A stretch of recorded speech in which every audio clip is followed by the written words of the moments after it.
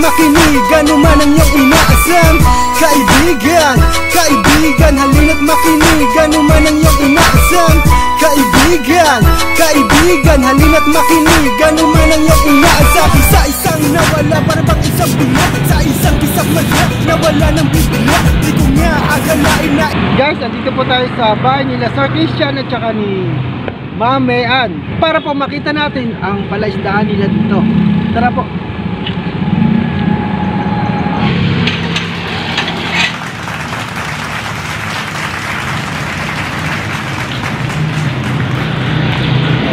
Guys, andito po tayo sa may Colgantes, Apalit, Pampanga. Malalaman po natin kung ano po ang mga alaga nilang isda dito sa loob.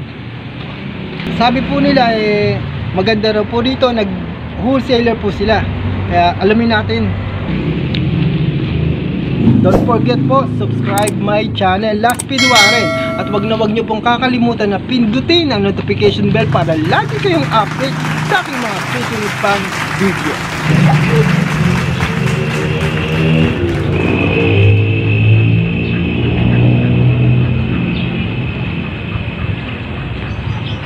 Tao po. Uy, Sir Christian, kumusta po? Magandang hapon po. Ito po, pwede po bang, balita ko po kasi meron po kayong palaisdaan dito. Nabalitaan ko. Pwede ko po bang makita yung mga alaga nyo pong isda? Asan po ba yung...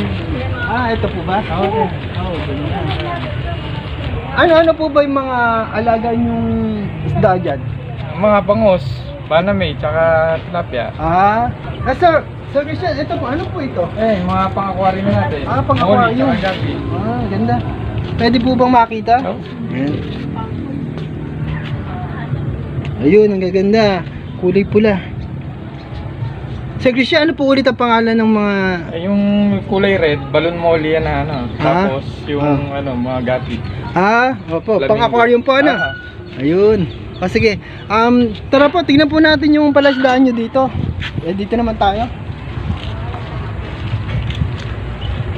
Ay, Sir Christian, meron po pala dito. Mga gapi rin.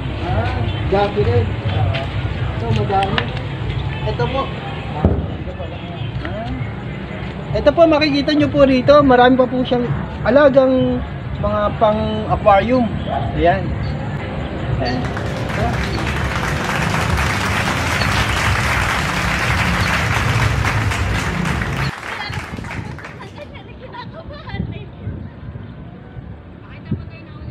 Ano po ba nahuli nyo? Tilapia, bangos, tsaka baname. Lalaki nyo na. Diyan nyo nilalagay? Dadalhin sa Cavite. Yun, lalaki wa.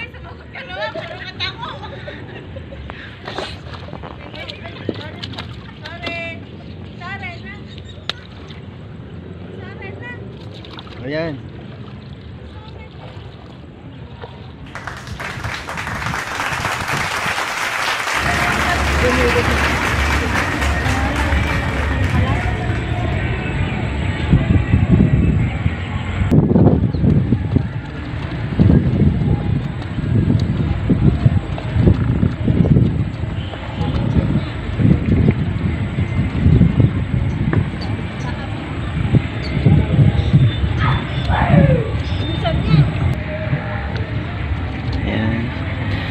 Ita-try po natin pumunta doon.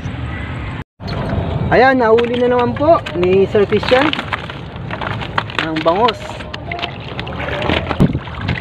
Sir Christian, sa panghuli nyo po dito, habang namamangka kayo, wala bang incident na nangyari na bigla po kayong nahulog dito sa bangka? Meron. Meron na. Guys, Ano ko nun? Lasing ako. Lasing? Alas walang tulog. Ayan. Ganun ba? Inaantok ako. Sir Christian, nasubukan nyo na po bang manghuli ng gabi? Oo, magdamag. Magdamag? Ano ang pagkakaiba ng nanguhuli sa umaga, sa panguhuli sa gabi, ano ang mas mainam? Mas magandang humuli ng gabi kasi mas maraming nahuhuli lalo na pagkahipon. Bakit? Bakit? Sa gabi kasi gumagalaw yan. Sa gabi gumagalaw ang hipon. Naglalaro Ayun. sila pagkagabi. Kaya pagkagabi maraming mahuli hipon. Ayun. Bakit kaya ganun? Anong pagkakaiba? Bakit mas gusto nilang lumabas? Nocturnal kasi yung hipon eh. Sa gabi talaga sila kumakain. Ayun. Ganun pala. Yung mga isda sa umaga yan. Ibig sabihin, pagka sa umaga, nasaan ang mga hipon? Malamang nasa ilalim lang yan. Ayun. Ibig sabihin guys, nandun sa ilalim ang hipon pagka gantong tanghali, hapon. Lumilitaw po sila sa gabi. Nakahuli rin naman. Kaya lang madalang. Madalang ano. Kaya pagkagabi marami. Ayun, nakahuli na naman guys, si Sir Christian. Tilapia naman po ang nahuli niya. Tilapia. Para makita ng televiewers natin. Ayan. Ayun. Ito mailap to eh. Tumatalon to eh. Pero kahit pa paano kaya to. Ayan guys, ang laki po. Laki. Ayan.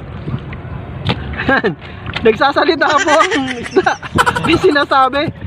Ayan. Ilagay na daw natin siya sa sa sako. Baka daw tumalon pa siya. Ayun. Ayan na. Log na. Ayan. Ito po. Napakasarap po manghuli. Dami po natin nahuhuli. Kaya sa mga gustong mag-alaga dyan, na mayroong fish pond na maganda pong alagaan mga tilapia, bangus, at saka hipon. Ayan po. Sir Christian, may tatanong ako, bakit may nahuli kang janitor dito? Paano nagka-janitor dito? Sumasama yan sa patubig eh.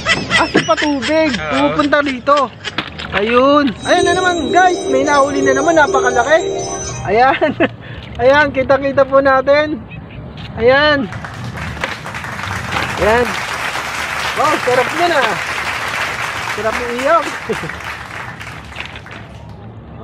Diba?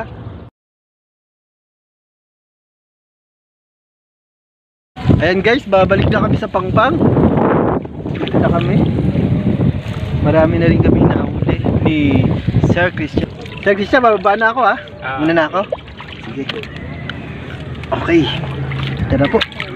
Dahan-dahan lang. Level. Guys. 20 lang po ang pagbaba. Ayan. Tingnan po natin si Sir Christian. Abutin natin ang kanyang nahuli. Ayun, ang dami. Ayan. Ayan po guys, ang dami pong nahuli ni Sir Christian. Ayan. Tapos ito pa po. Ayan. Ayan. Tapos meron pa po sa loob. Kanina pinakita ko po sa inyo. Yun po yun. Kasamahan po sa mga nahuli ni Sir Christian. Kaya tuloy, kumakita ang huli. Tukakong Pasko, 4 na bote yung gano'n.